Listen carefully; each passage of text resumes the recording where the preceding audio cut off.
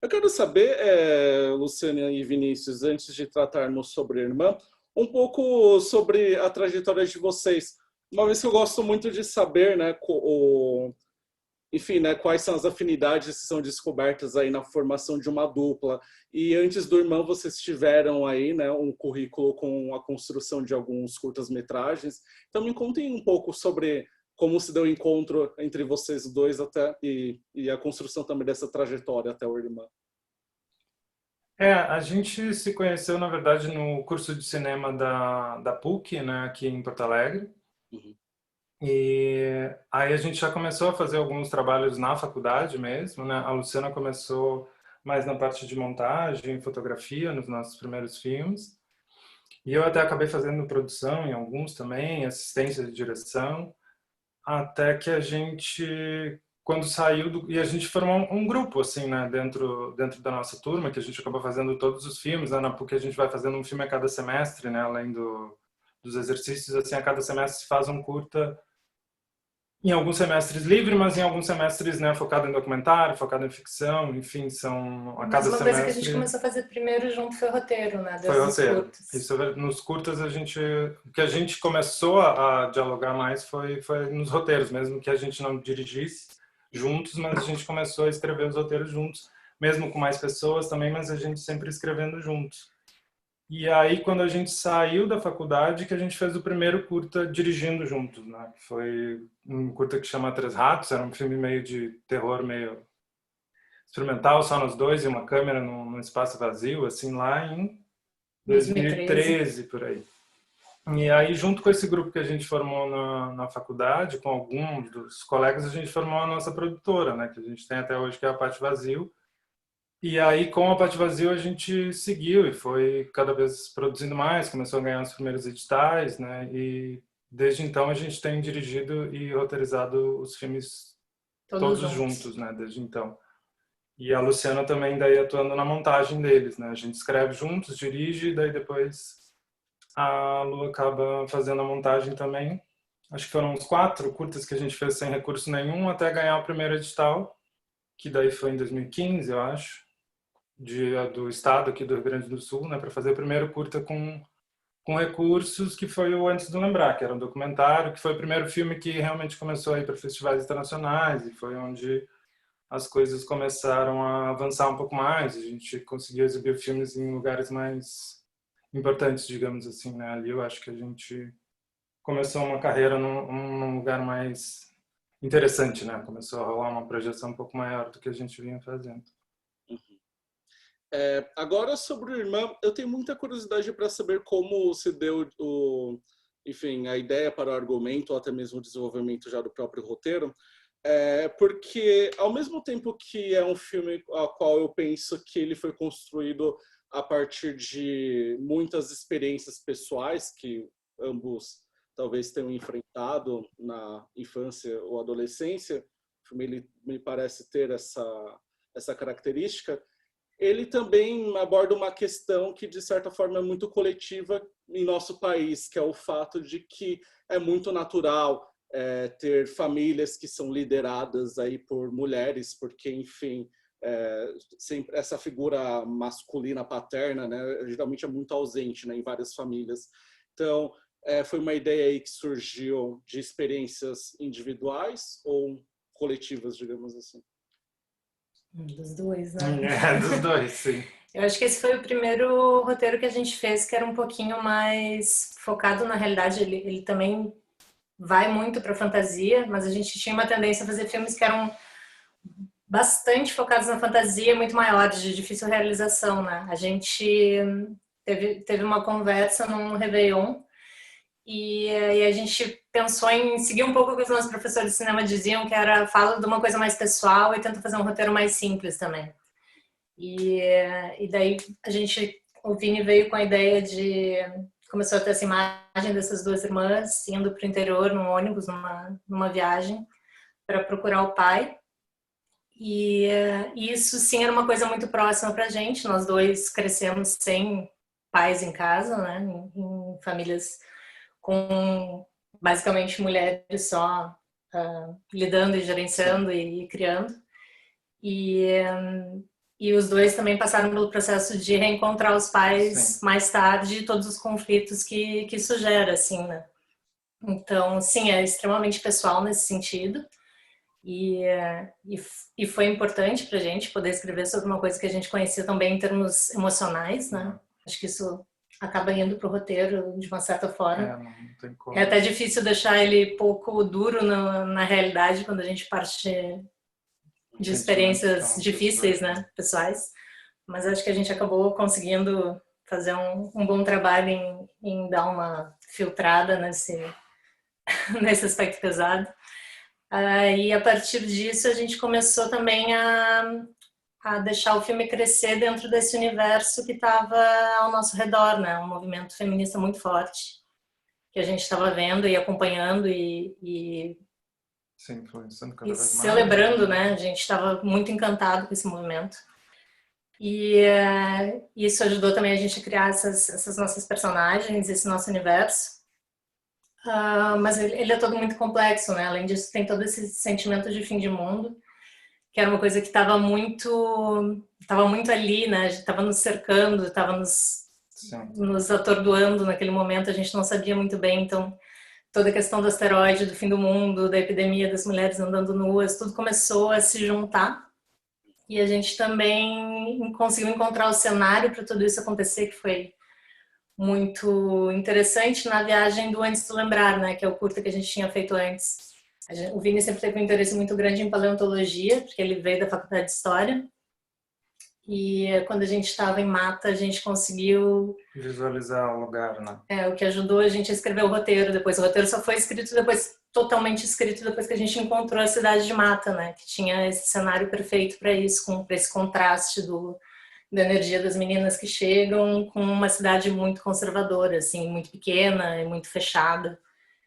E que ao mesmo tempo também tem esses registros assim de um tempo, né, imemorável, assim, né? Então lá nessa cidade tem árvores fossilizadas, né? Não são só alguns dinossauros, mas também eles têm troncos de árvores fossilizados. É um lugar muito muito rico nisso, né? Então parecia interessante levar essas meninas jovens para esse encontro num lugar que tivesse, né, o tempo, a passagem do tempo ali física, né, o olhar. Então começou daí as camadas do filme a funcionarem, né, quando a gente visualizou o lugar que elas estavam indo. Mas é isso, os temas são muito muito pessoais, mas as personagens têm algumas coisas, mas elas estão muito mais ligadas a esse momento, né, que a gente escreveu o roteiro, né? Ali nelas acho que tem um pouco da gente também, mas elas, eu acho que é muito mais o emocional nosso que a gente colocou, mas as personagens daí elas também foram filtradas pelas duas atrizes também, né? Tanto a Anaís quanto a Maria são atrizes fora de cena com personalidades muito fortes, né? E com ideias já muito estabelecidas, enfim, então elas também trouxeram uma outra camada para essas personagens, né? Algo que trouxe mais para o presente também, saiu um pouco só das nossas próprias memórias, digamos assim. Eu tenho muita curiosidade para saber justamente dos elementos fantásticos que estão presentes no filme. Vocês até apontaram que em trabalhos prévios é um elemento que vocês já trabalharam, mas como que foi, por exemplo, a discussão deles em relação com as atrizes, né? Até porque com crianças e jovens é possível estabelecer uma dinâmica mais lúdica, né, para a realização de um filme, mas me perguntou como que foi a discussão desses momentos mais de realismo fantástico com elas, e até mesmo se a arquitetura, né, de todo esse impacto visual que vocês conseguem alcançar demandou muito tempo e planejamento, tanto em pré quanto em pós-produção. Eu acho que a gente pode começar a falar do elenco, sim, mas eu acho que a nossa maior problemática era o fato de a gente não ter recursos, né, para fazer o filme e ter que lidar assim daí com produção e arte para conseguir, e foto, para conseguir chegar nesses efeitos com o mínimo, né? Lá dos primórdios do cinema que a gente foi buscar os nossos truques, assim. Mas em termos de trabalho com o elenco, a gente partiu, na verdade, primeiro, as duas atrizes, elas estavam muito dispostas a trabalhar nesse universo já do imaginário e da fantasia e do subjetivo, né? Porque às vezes mistura um pouco o que é fantástico com o que é só uma visão subjetiva também. tem leitura para todos os gostos aí no filme. Mas a gente começou muito trabalhando com a relação entre elas, e eu acho que a partir do momento que a gente conseguiu aprofundar junto com... A gente teve 3 semanas de ensaio com o João Pedro Madureira, que foi nosso preparador de elenco, que é diretor de teatro, tem uma experiência muito grande e nos ajudou a criar toda essa intimidade entre elas, né? E aprofundar as personagens. E a partir daí ficou muito fácil a gente fazer esse pacto de crença nas coisas, né? De que as coisas podiam acontecer. Você quer acrescentar alguma coisa? Eu acho que com elas a gente sempre... Porque tem essa camada dos superpoderes, né? Da mais nova, assim, então isso não é só uma coisa que está para o espectador, né? Dentro da realidade delas existe esse elemento fantástico, digamos assim, né? Que são esses superpoderes que são muito diminutos ao longo do filme, mas que estão ali, né? Que existem e que a irmã mais velha conhece, tanto o pai conhece e a menina mais nova claramente também, porque é ela que possui isso. Então, de alguma maneira, essas possibilidades elas são naturais, né, para essas personagens, né? Então a gente lidou com tudo que fosse um pouco fora do real para elas, de alguma maneira não é um elemento, não seria um elemento, né, bem nesse lugar do realismo fantástico mesmo, né? Então, para a realidade delas isso é possível, né? Então, com o elenco a gente lidou com sem doses de surpresa, né, nesses elementos, né, elas estarem muito mais ao espectador conforme elas vão aumentando de escala e vão, né, jogando o espectador mais para esse universo onde... Até porque os poderes da irmã mais jovem, da Júlia, eles são um pouco da fundação da criação da personagem, né? Eles surgiram, a gente sempre tá meio que em todas as sinopses mais longas do filme, mas a gente começou a pensar, quando a gente estava escrevendo os personagens, nessa personagem da Ana, que seria um reflexo dessas mulheres que a gente estava vendo, jovens mulheres, né, que estavam indo à luta e buscando e discutindo e entrando no debate e forçando mudanças, que seria mais velha. E a gente começou a imaginar como é que seria se uma menina fosse criada sem todos esses preconceitos, sem ser ensinada a ter medo, que ela tem que se cuidar e que como é que ela seria se ela fosse imitações, e criamos essa imagem de que ela talvez tivesse superpoderes, né? Porque a gente é forçado a tanta coisa e tem que superar tanta coisa. Como é que seria se a gente não tivesse que superar tudo isso? Se toda a energia fosse voltada simplesmente a existir, né?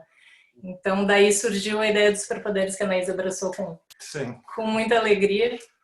E é isso, na verdade ela causa espanto, e essas coisas causam espanto nessa parte mais conservadora do nosso universo, né? No pai, especialmente.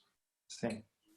E a questão dos efeitos mesmo, daí foi os visuais, né, mesmo, daí foi uma trinca, eu acho, entre a diretora de arte, né, a Gabriela, a Karine, a diretora de foto, e o Rafael Duarte, que é o responsável pelos efeitos visuais digitais, né, que acabou fazendo essa parte da pós-produção e gerando o que não dava para produzir no set, né. Então, dentro de com muita limitação, com muito esforço triplo de cada um desses três para gerar uma possibilidade visual um pouco além do que a gente podia em termos de orçamento, né? Mas foi o que o esforço de todo mundo conseguiu, e acho que visualmente é muito muito rico, né? Mesmo com essas limitações que a gente tinha. Não, sem dúvida, o resultado ficou muito bom mesmo. Eu imagino que deve ser um pouco frustrante para vocês, porque embora o Irmã, que passou pela mostra, agora tem Tiradentes, pode ser visto por pessoas de qualquer território brasileiro, imagino que é um pouco frustrante para vocês, principalmente nesse debut no formato de longa-metragem, não poder se deslocar presencialmente a esses locais e exibir o filme numa tela grande que ele merece e discutir depois com o público, até mesmo com uma imprensa mais ampla, né? Mas vocês tiveram a chance de, antes da pandemia, exibir o filme no Festival de Berlim.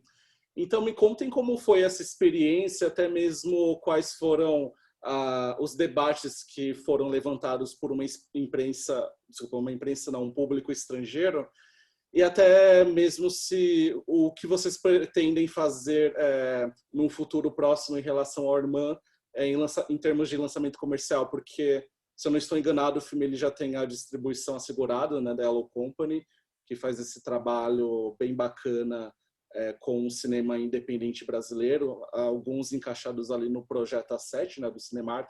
Então, me perguntou também quais são as estratégias que vocês estão estabelecendo com eles. Beleza, acho que você pode falar de Berlim e eu falo Acho que sim.